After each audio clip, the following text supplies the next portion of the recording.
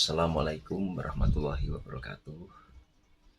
Di sini saya akan menjelaskan tentang saya minggu kemarin pergi ikut lomba di acara ngoper Merangkin Demak.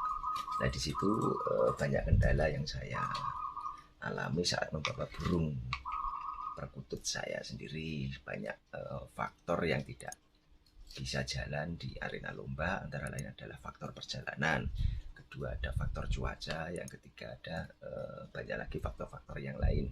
Ada faktor kurang birahi, ada faktor kelebihan birahi, dan ada faktor mental burung perkutut tersebut, maupun faktor-faktor yang lain yang tidak diketahui oleh kita semua. Kadang burung bisa ngedrop pas waktu perjalanan maupun pas waktu di arena lomba. Selain itu kita harusnya teliti atau telaten atau memperhatikan burung perkutut kita itu dalam keadaan sehat atau dalam keadaan fit, bugar, kenceng, maupun tidak mabung, tidak brodol. Dan itu pun kita yang mengetahui.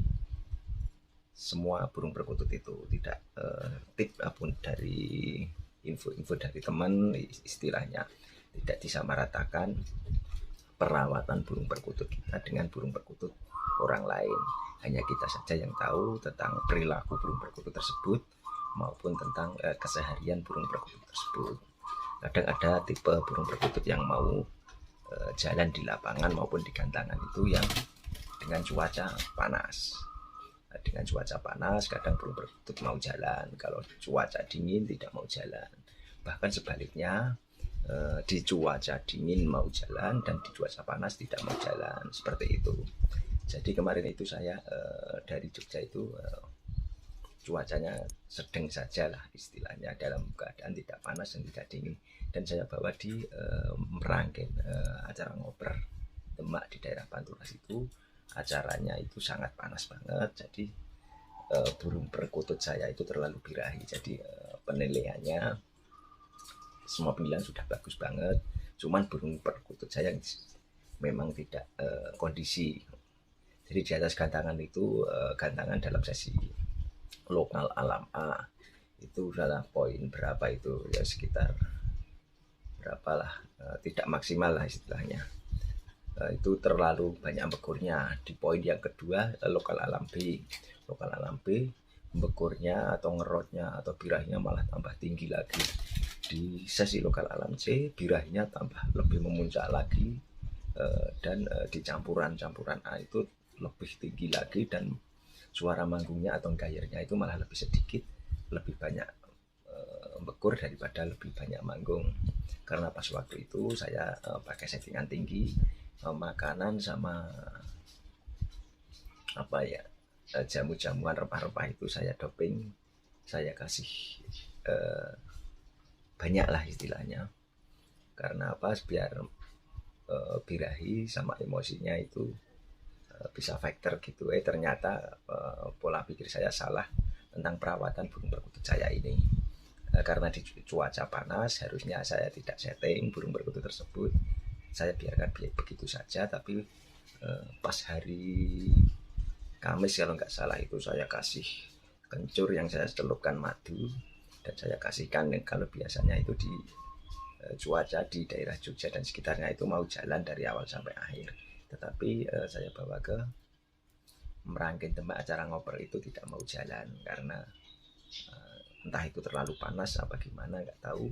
Yang penting perkiraan saya itu karena efek dari kencur sama madu tersebut, saya lolohkan ke burung perkutut saya itu. Jelas saya bawa dua, yang satu itu saya box, saya kotak itu, yang satu gendewo itu saya kotak, dan yang satu sangkil enggak saya kotak, cuma tak kasih sangkar Mataraman itu langsung saya kerodong. Terus saya berangkat sama rombongan Jogja, dari grup Pabrik 2000 ada Pak Joni dan Mas Teddy, dan dari PLM juga ada rombongan Pak Putut, ada rombongan Mas Bambang, ada rombongan dari Gunung Kidul juga ada rombongan Mas Chandra. Dan di sana saya ketemu dengan beberapa banyak orang, banyak komunitas. Di situ juga pertama saya bawa dari Jogja sampai lapangan itu burung langsung saya keluarkan dan saya singgah di tempat Mas Anam, Mas Anam Khairil Anam. Di situ transit di situ dan ketemu juga dengan beberapa komunitas dari Sragen, ada Kang Marianto bersama Sri Kandinya, bersama istrinya, dan ada juga dari Sanjaya Sangkar, ada Mbak Siska sama Mas Yanto dari Salaman Magelang. Di situ dari Jogja sampai enam rangkaian itu saya tidak tidur, dan acara lombanya itu juga tidak tidur. Ya pas waktu itu saya juga ikut meliput acaranya dari awal sampai akhir juga. Alhamdulillah acara Meranggen Demak acaranya sukses lancar. Baru kali ini saya melihat lomba burung perkutut yang sangat istimewa. Pokoknya sangat sukses lah, lancar. Selamat untuk Meranggen, selamat ulang tahun yang ketiga. Semoga tetap guyub rukun, jaya selalu untuk ngoper Meranggen. Dan ini saya selanjutkan lagi dari perawatan burung perkutut.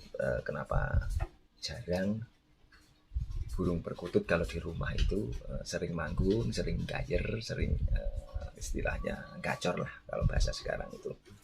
Kalau dibawa ke lapangan cuma didis-didis, cuma mekur apa-apa itu. Kendalanya banyak.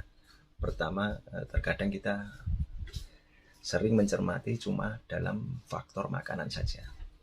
Padahal banyak faktor lain yang kadang kita tidak memperhatikan tentang burung perkutut tersebut. Ada faktor entah itu takut pas di lapangan itu, entah takut warna, takut kendaraan, takut rodong, maupun takut orang sekelilingnya.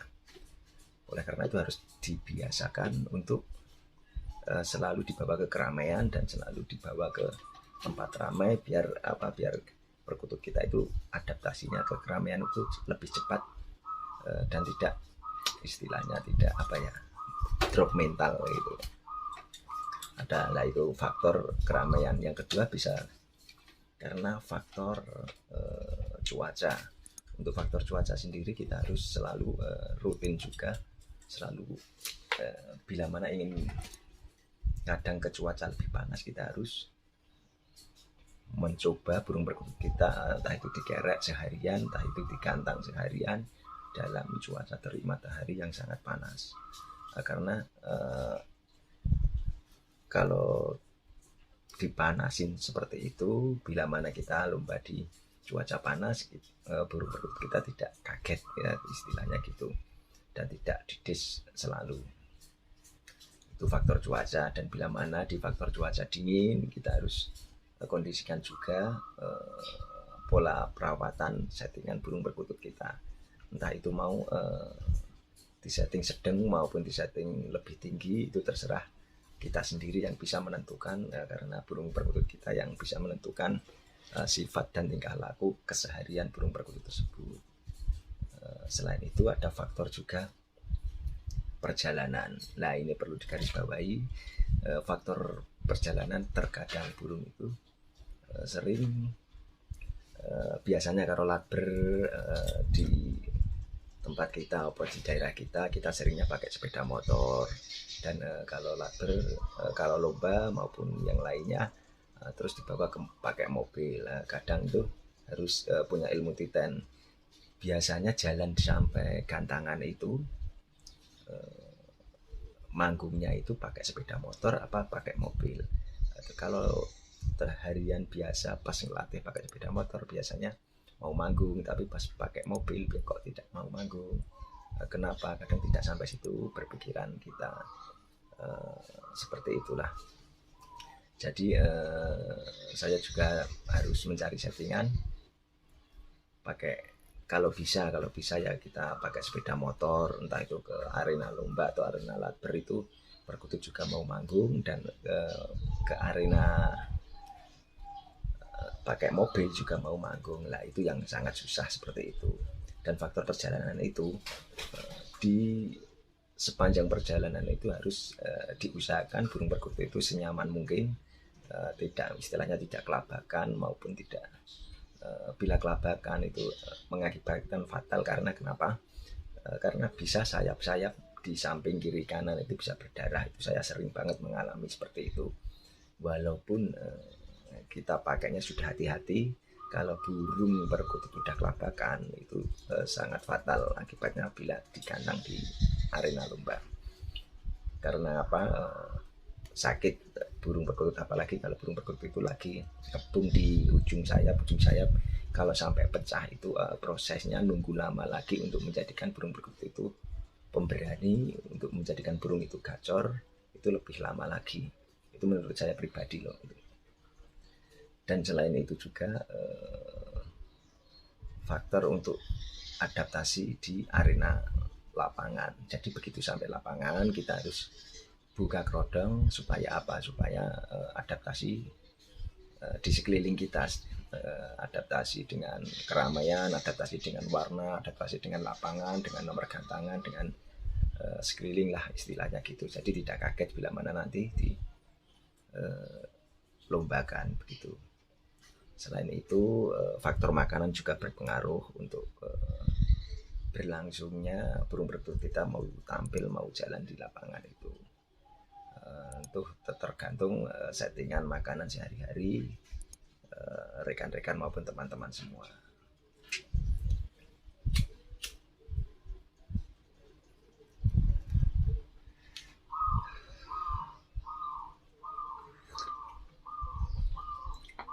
Selain itu ada pula faktor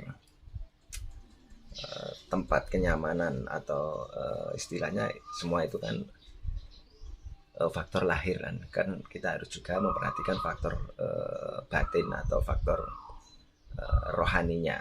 Faktor rohaninya itu dibuat senyaman mungkin. Kalau bisa itu burung perkutut itu bila mana dia tidak nyaman, entah itu kita harus menyesuaikan sangkar sama tangkringan. Bila mana tidak nyaman dengan tangkringan maupun sangkar itu otomatis burung perkutut itu juga akan gesit atau akan polah atau tidak nyaman bertengger atau nangkring di tangkringan burung perkutut tersebut. Jadi kita harus apa ya istilahnya, mengotak-atik sendiri, gonta-ganti tangkringan, bisa gonta-ganti tangkringan, bisa gonta-ganti sangkar, mana yang lebih nyaman itulah dia cocok seperti itu. Kadang kalau tangkringan tidak nyaman itu burung perkutut jarang bunyi dan lebih betah bunyi di bawah. Saya juga punya burung perkutut yang seperti itu. Walaupun saya gonta-ganti tangkringan tapi sampai sekarang belum menemukan tangkringan yang cocok untuk burung perkutut saya itu. Jadi bunyinya di bawah terus gitu. Efeknya kalau bunyi di bawah ya kalau juri lihat, kalau tidak lihat kan gimana ya istilahnya, poinnya terbuang sia-sia. Kalau juri lihat nggak apa-apa, kalau tidak lihat dia kan bunyi di bawah tangkringan. Kalau nggak lihat kan sia-sia, istilahnya eman-eman lah poinnya kalau terbuang sia-sia dan tidak terpantau juri gitu. Jadi kita buat senyaman mungkin tangkringan tersebut begitu. Dan selain itu sampai lapangan kita harus menjemur lah istilahnya, biar bulu-bulu itu pas istilahnya pas waktu keluar kota waktu di perjalanan itu tambah kencang lagi dan tambah tidak mengkorok lagi lah begitulah. Semua itu tergantung kebiasaan kita pas waktu latber keseharian di komunitas kita masing-masing. Kebiasaan kita gimana? Kalau biasa pakai motor ya istilahnya kita harus adaptasikan juga, diadaptasikan juga dengan pakai motor. Dan bila mana kita pakai mobil juga pakai mobil gitu. Jadi semua itu tergantung kebiasaan juga. Selain itu juga pola bila mana burung terlalu kepanasan itu bisa disemprot spray itu lembut lah, paling lembut, paling kecil lah, spray lembut kecil itu biar nyaman, biar tidak terlalu panas di arena lomba. Tapi jangan basah-basah, kalau terlalu basah nanti di atas gantangan dia akan nyisir atau akan didis dan lain sebagainya. Kalau saya cukup dispray sedikit dan kakinya dibasahi, tangkringan dibasahi, dispray sedikit, itu langsung jalan nanti. Seperti itu menurut pengalaman saya pribadi begitu. Tetapi kalau dalam cuaca panas tidak disemprot, nanti dia tambah pola, dia tambah gesit, tambah tidak karuan lah polanya, malah tidak bunyi, malah kita melihat burung kita itu kayak panik gitu, kayak panik, tidak nyaman. Dan jangankan manggung, dia mengutamakan pola mau keluar apa entah mau kemana, itu seperti itu menurut pengalaman saya pribadi. Dan untuk yang lainnya teman-teman maupun suhu-suhu yang ingin menambahkan komentar maupun ilmu dan tipsnya, bisa komen di bawah ini atau di komentar ini, supaya generasi muda atau yang tidak tahu bisa semakin tahu tentang ulasan burung perkutut dari rumah sampai lapangan harusnya bagaimana, dan perawatan di rumah harus bagaimana, biar ilmu yang bermanfaat ini kita turunkan ke anak cucu kita, ke generasi penerus, biar tidak dipakai sendirilah istilahnya, karena berbagi ilmu itu memang tidak akan habis dan malah berguna bagi anak cucu kita. Dan demikian ulasan dari saya. Nanti saya sambung lagi.